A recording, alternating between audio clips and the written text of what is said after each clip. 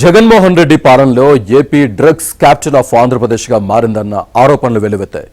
గంజాయి గురించి అయితే చెప్పాల్సిన పని లేదు. ఈ ఇమేజ్ను మారుస్తామని చెప్పారు ఏపీ హోంమంత్రి అనిత. డ్రగ్స్పై ఉక్కుపాదం మోపుతామని హెచ్చరించారు.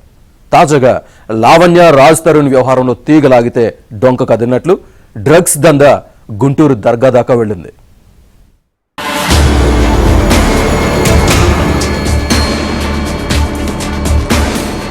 లావణ్య సినీ నటుడు రాజ్ తరుణ్ కేసులో డ్రగ్స్ వ్యవహారం నిజమేనని తేలింది. వారికి మాదక ద్రవ్యాలు సరఫరా చేసిన కీలక నిందితుడు మస్తాన్ సాయిని విజయవాడ సెబ్ పోలీసులు అరెస్ట్ చేశారు. రాజ్ తరుణ్ తో తనకు పరిచయం ఉన్నదని, ఆ పరిచయంతోనే రాజ్ తరుణ్ లావణ్యలకు డ్రగ్స్ సరఫరా చేశానని ఈ కేసులో నిందితుడు మస్తాన్ సాయి అంగీకరించారు. గుంటూరు నగరపాలెం ప్రాంతానికి చెందిన రావి మస్తాన్ సాయి హైదరాబాద్ లో సాఫ్ట్వేర్ ఇంజనీర్ గా పనిచేస్తున్నాడు. ఈయన హిమాచల్ ప్రదేశ్ వెళ్లగా అక్కడ ఒక డ్రగ్ పెడ్లర్ తో పరిచయం ఏర్పడింది. అప్పటి నుంచి మస్తాన్ సాయి ఢిల్లీ నుంచి డ్రగ్స్ ను గుంటూరుకు తెప్పించుకుంటున్నాడు. రాజ్ తరుణ్ పై లావణ్య నార్సింగి పోలీస్ స్టేషన్ లో ఫిర్యాదు చేసినప్పుడు అతడికి డ్రగ్స్ తీసుకునే అలవాటు ఉందని ఆరోపణలు చేశారు. ఇప్పుడు మస్తాన్ సాయి వీడియోలు బయటపడడంతో ఈ వార్తలు నిజమేనని తేలింది. రాజ్ తరుణ్ తో తనకు స్నేహం ఉందని సాయి మస్తాన్ రావు అంగీకరించాడు కూడా. రాజ్ తరుణ్ తో పాటు లావణ్యకు డ్రగ్స్ ను అతడు చేరవేసేవాడని సమాచారం. అంతేకాకుండా హైదరాబాద్ లో ప్రముఖంగా ఉన్న వరలక్ష్మి టిఫిన్ సెంటర్, పల్లెటూరు దోస హోటళ్లకు కూడా మాదక ద్రవ్యాలు చేరవేసినట్టు సమాచారం.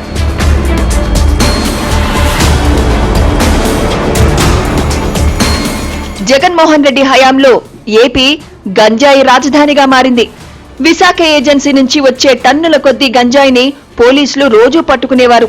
అందుకే కొత్త ప్రభుత్వం వచ్చిన వెంటనే మాదక ద్రవ్యాల నిర్మూలనలో భాగంగా కూటమి ప్రభుత్వం చర్యలు తీసుకుంటోంది. గంజాయి కేసులో రాష్ట్ర వ్యాప్తంగా 1700 మందిని అరెస్ట్ చేయగా అందులో ఒక్క విశాఖలోనే 1000 మంది వరకు ఉన్నారని చెప్పారు ఏపీ హోం మంత్రి వంగలపూడి అనిత. గంజాయి కేసులో అరెస్టైన వారి కోసం సైకియాట్రిస్టులను ఏర్పాటు చేసి అవగాహన కల్పించడంతో పాటు ఎడిక్షన్ సెంటర్స్ కూడా పెట్టాలని భావిస్తున్నట్లు ఆమె రాజమండ్రి సెంట్రల్ జైల్ విజిట్ సందర్భంగా తెలిపారు. గాంజా విషయంలోని విచ్చలవిడితనం పెరిగిపోయి ఏ క్రైమ్ జరిగినా కూడా దాని వెనకాతల గాంజా అన్నది బేస్ అయిపోవటం అన్నది మనందరం కూడా చూస్తున్నాం. ఫర్ ఎగ్జాంపుల్ మొన్న వినుకొండలో హత్య జరిగినా, రేపొద్దున అమ్మాయిల మీద ఏదైనా అఘాయిత్యాలు జరిగినా, చిన్న చిన్న పిల్లల మీద అబ్యూజింగ్స్ జరిగినా, రేప్ అటెంప్ట్స్ జరిగినా వీటన్నిటికీ కారణం ఏంటంటే ఒక కల్తీ మద్యం కానీ, లేదు అనుకుంటే దాని మీద ఎక్కువగా ఉన్నది డ్రగ్స్ కానీ గంజాయి కానీ. ఎస్పెషల్లీ మన 5 జిల్లాల్లోని కూడా విపరీతంగా గంజా అక్కడ పెంచడం అనేది లాస్ట్ 5 years లో జరగటం, మళ్ళీ దాన్ని ఇప్పుడు అరికట్టడానికి కనీసం ఆ టైంలో మీకు అప్పుడు కూడా చెప్పాను, మళ్ళీ ఇప్పుడు చెప్తున్నాం.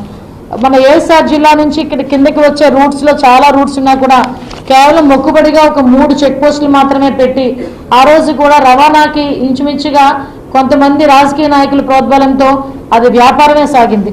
ఇప్పుడు దాన్ని బేస్ చేసుకుని అటువంటివి ఏమీ జరగకుండా చూసుకునే దానికి శ్రీకాకుళం నుంచి మెయిన్ గా ఈ 5 జిల్లాల్ని కాన్సన్ట్రేట్ చేసి పోలీస్ నిఘా పెరగడంతో బహిరంగ మార్కెట్లో మత్తు పదార్థాలు చేతులు మార్చాలంటే రిస్క్ తో కూడుకున్న పని కావడంతో డ్రగ్స్ ముఠాలు డార్క్ వెబ్ ను అడ్డాగా మార్చుకుంటున్నాయి. కొరియర్, స్పీడ్ పోస్టల్ తో సరుకును నేరుగా కావాల్సిన చోటుకు డెలివరీ చేస్తున్నాయి. క్రిప్టో కరెన్సీ రూపంలో చెల్లింపులు జరుగుతున్నాయి.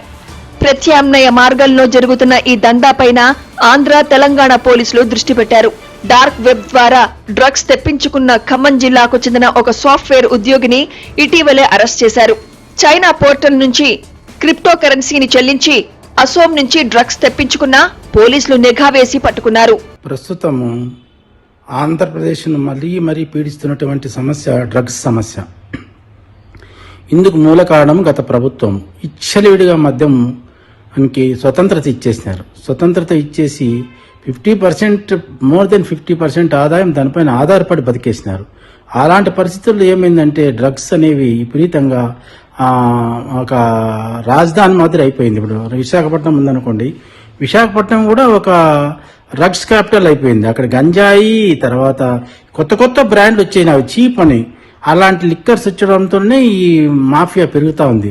దాని నుంచి బయట పడలేకుండా పోతున్నారు. అందులో ప్రభుత్వం వచ్చిన తర్వాత కూడా కొంతమంది ఆఫీసర్స్ ఇంకా ఇప్పుడిప్పుడే ఎస్పీలు కానీ, ఐపీఎస్ ఆఫీసర్లు చాలా మందిని, ఐఏఎస్ ఆఫీసర్ల మందిని ఈ మధ్యనే వాళ్ళు ఇచ్చేస్తున్నారు. వాళ్ళు ఈ ఆగస్ట్ 15 తర్వాత చాలా స్ట్రాటజిక్ గా ముందుకు పోయి ఈ ఉన్నటువంటి ఈ మద్యపానాన్ని కంట్రోల్ చేస్తారు, డ్రగ్స్ ని కంట్రోల్ చేస్తారని ప్రజలంతా ఆశాభావంతో ఉన్నారు. కాబట్టి ఇలా చేస్తేనే ముందుకు నడుస్తుంది, ప్రజలు కూడా సంతోషంగా ఉంటారని తెలియజేస్తున్నాను. ఆంధ్రప్రదేశ్ ను మాదక ద్రవ్యాల రహిత రాష్ట్రంగా తీర్చిదిద్దడానికి నిర్ణయించామని హోం విపత్తుల నిర్వహణ శాఖ మంత్రి వంగలపూడి అనిత తెలిపారు. AP anti narcotic task force APNTF ను ఏర్పాటు చేయనుంది ఏపీ ప్రభుత్వం. ఏడీజీ లేదా ఐజీ స్థాయి అధికారి నేతృత్వంలో ఏపీఎన్టీఎఫ్ ఏర్పాటు చేయనున్నారు. రాజధానిలో నార్కోటిక్ పోలీస్ స్టేషన్, 26 జిల్లాల్లో నార్కోటిక్ కంట్రోల్ సెల్స్ ఏర్పాటు చేసేందుకు సిద్ధమవుతోంది. కేసులు నమోదు చేసి దర్యాప్తు చేసే కీలక అధికారాలను ఏపీఎన్టీఎఫ్ కు ఇవ్వనుంది ప్రభుత్వం. ఏపీఎన్టీఎఫ్ విభాగానికి మొత్తం 724 ప్రభుత్వ, 110 మంది అవుట్ సోర్సింగ్ సిబ్బంది కావాలని ప్రతిపాదనలున్నాయి. విశాఖ ఏజెన్సీలో విచ్చలవిడిగా గంజాయి సాగు నడుస్తోంది. గత ప్రభుత్వం గంజాయి పంటను నాశనం చేయడానికి గత 2 సంవత్సరాలుగా సెబ్కు ఎలాంటి అనుమతి ఇవ్వలేదని హోంమంత్రి అనిత చెప్పారంటే పరిస్థితిని అర్థం చేసుకోవచ్చు.